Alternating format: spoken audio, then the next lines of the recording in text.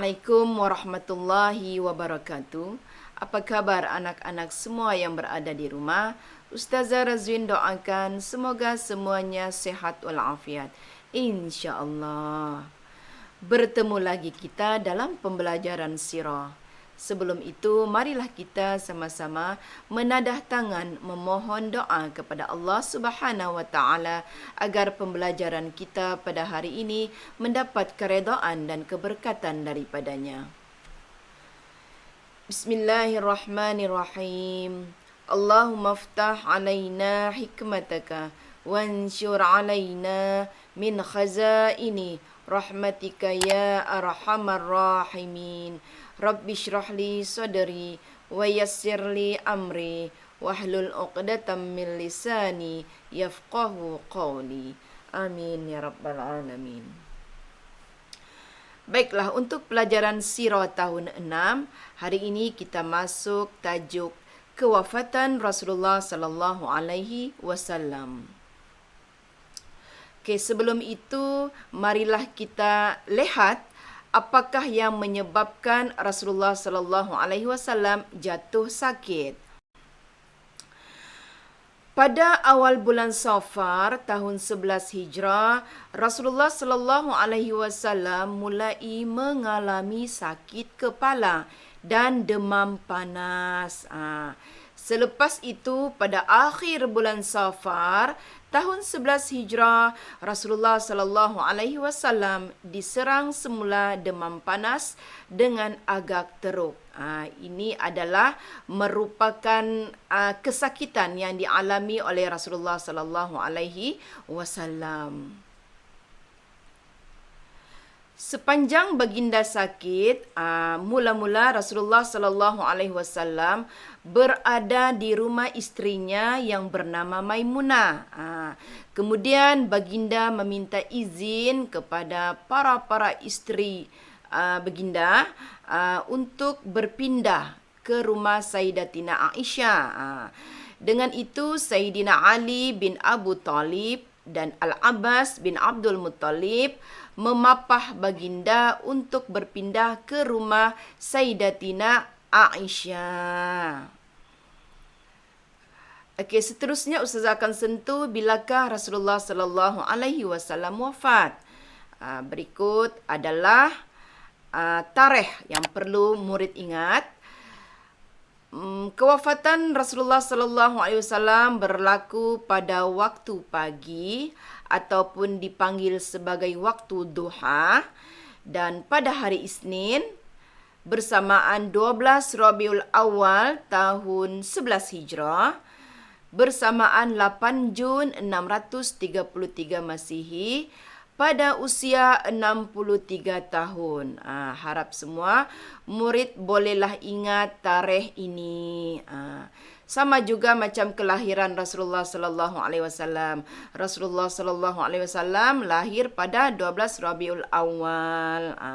Meninggal pun atau wafat pun pada 12 Rabiul Awal. Hari Isnin. Lahir hari Isnin, wafat pun hari Isnin. Ini adalah waktu kewafatan Rasulullah sallallahu alaihi wasallam. Okey, semasa peristiwa kewafatan Rasulullah sallallahu alaihi wasallam, saya akan ceritakan sedikit sahaja mengenai peristiwa semasa kewafatan Rasulullah sallallahu alaihi wasallam. Sewaktu Rasulullah sallallahu alaihi wasallam sedang mengalami sakit yang teruk, anak baginda yang bernama Sayyidatina Fatimah binti Muhammad sering kali melawat atau menziarahi baginda, ayahandanya lah.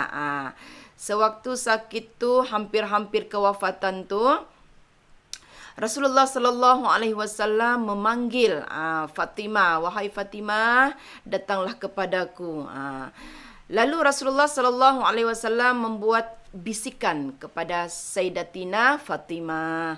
Ada dua bisikan di sini. Bisikan pertama menyebabkan Sayyidatina Fatimah menangis.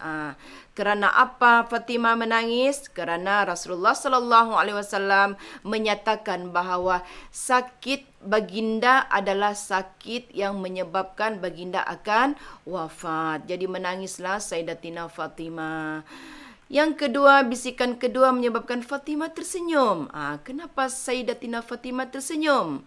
Masya Allah, rupa-rupanya dibisikkan Rasulullah sallallahu alaihi wasallam kepada Fatimah bahawa Sayyidatina Fatimah di antara kalangan keluarganya yang akan segera menyusul baginda. Jadi Sayyidatina Fatimah pun tersenyum. Sayyidatina Aisyah pun hairan. Kenapa Fatimah menangis? Kenapa Fatimah tersenyum? Tertanya-tanya. Rupa-rupanya itu sebab kenapa Sayyidatina Fatimah menangis dan tersenyum. Ada dua sebab di sini. Manakala Sayyidatina Aisyah binti Abu Bakar yang merupakan isteri Rasulullah sallallahu alaihi wasallam, ketika Rasulullah sallallahu alaihi wasallam sakit teruk, baginda telah pun bersandar di dada Sayyidatina Aisyah. Lalu Rasulullah sallallahu alaihi wasallam mendongak ke langit, melihat ke langit sambil berkata, tiada Tuhan melainkan Allah. Sesungguhnya dalam kematian ada sakarat. Wahai Allah, tolonglah aku dari kepayahan maut. Wahai Allah, tolonglah aku dari kepayahan maut. Wahai Allah, kasihanilah aku. Pertemukanlah aku dengan Ar-Rafiqul A'la. Ar-Rafiqul A'la di sini maksudnya Allah yang Maha Agung, Allah yang Maha Tinggi. Itu adalah kata-kata Rasulullah sallallahu alaihi wasallam saat sakaratul maut. Manakala Sayyidina Ali bin Abu Talib, iaitu anak menantu Rasulullah sallallahu alaihi wasallam ataupun lebih dikenali sebagai sepupu Rasulullah sallallahu alaihi wasallam, beliau mendengar bisikan Rasulullah sallallahu alaihi wasallam. Apa bisikannya? Bisikannya iaitu as-salatu wa ma malakat aimanukum, yang bermaksud peliharalah solat dan peliharalah orang-orang lemah di antara kamu. Itu adalah orang-orang yang berada di sekeliling Rasulullah ketika Rasulullah dalam keadaan sakaratul maut. Orang-orang yang berada di sisi baginda Sayyidatina Fatimah, Sayyidatina Aisyah dan Sayyidina Ali. Okey, apabila baginda dalam saat hampir-hampir sakaratul maut, hampir-hampir wafat, maka malaikat Israel pun memulakan tugasnya mencabut nyawa Rasulullah sallallahu alaihi wasallam. Betapa sakitnya saat sakaratul maut ketika itu. Ustazah pun tidak boleh membayangkan bagaimana perasaan ketika mati. Nanti insya-Allah kita akan merasai juga. Jadi selain malaikat Israel yang menunaikan atau melaksanakan tugasnya, ada satu lagi malaikat yang berada di sisi Rasulullah sallallahu alaihi wasallam, iaitu malaikat Jibril ataupun Jibrail. Malaikat ini adalah malaikat yang sentiasa berada di sisi Rasulullah sallallahu alaihi wasallam kerana tugasnya adalah untuk menyampaikan wahyu kepada Rasulullah sallallahu alaihi wasallam. Jadi Rasulullah sallallahu alaihi wasallam ketika baginda wafat dan menghembuskan nafasnya yang terakhir, baginda berada di pangkuan Sayyidatina Aisyah ketika itu. Sedih.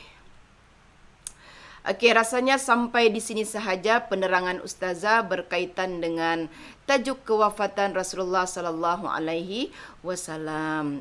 Diharap semua murid bolehlah memahami sedikit kisah daripada penerangan ustazah sebentar tadi. Sebagai tugasan murid, ustazah telah menyediakan latihan murid untuk dilaksanakan di rumah. Okey, di sini ada 3 soalan yang ustazah sediakan. Semua murid diminta menjawab di dalam buku tulis seperti biasalah. Nombor 1, bila dan di manakah Rasulullah sallallahu alaihi wasallam mula-mula sakit? Ini cerita Rasulullah ditimpa sakit tadi. Yang kedua, tuliskan tarikh kewafatan Rasulullah sallallahu alaihi wasallam, pun telah diterangkan tadi. Dan yang terakhir, nombor 3, tuliskan 2 nama malaikat yang berada bersama Rasulullah sallallahu alaihi wasallam ketika sakaratul maut. Sampai di sini sahaja pertemuan kita. Insya-Allah kita bertemu lagi di masa akan datang. Sekian, terima kasih. Wassalamualaikum warahmatullahi wabarakatuh.